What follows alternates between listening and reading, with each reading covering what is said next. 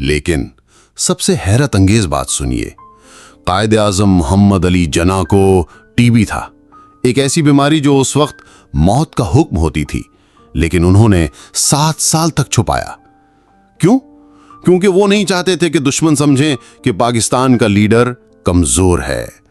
1940 से लेकर 1947 तक उन्होंने बीमारी के बावजूद सब कुछ किया, मीटिंग्स, स्पीचेस, रात भर प्लानिंग, रोजाना की सफर, थकावट और दर्द।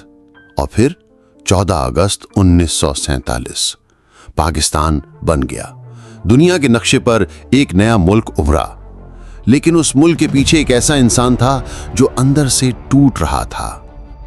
लाखों लोग हिजरत कर रहे थे, खून बह रहा था, आग लगी हुई थी, और इस सब के दरमियान जना अकेला था। मगर एक बात किसी ने नहीं देखी, कायद के जिस्म में जान कम होती जा रही थी। 11 सितंबर 1948 तबीयत बहुत खराब हो गई। उन्हें गवर्नर हाउस से हॉस्पिटल ले जाया गया, लेकिन एम्बुलेंस पुरानी थी, रास्ते में बंद हो गई।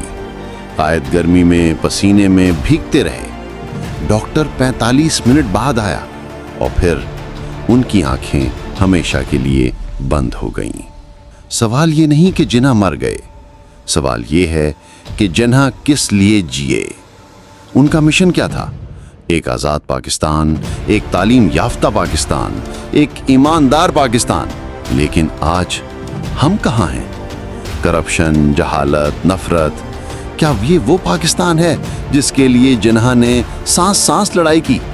आज भी हर पाकिस्तानी को अपने अंदर एक जना जगाना होगा, उसी जज्बे, उसी सच्चाई और उसी डेडिकेशन के साथ।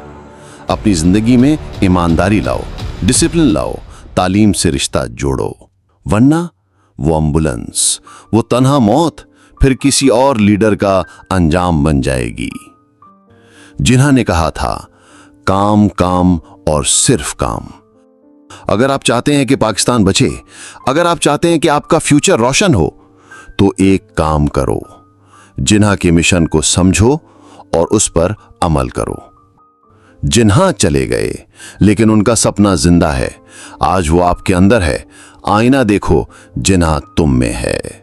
पाकिस्तान जिंदाबाद।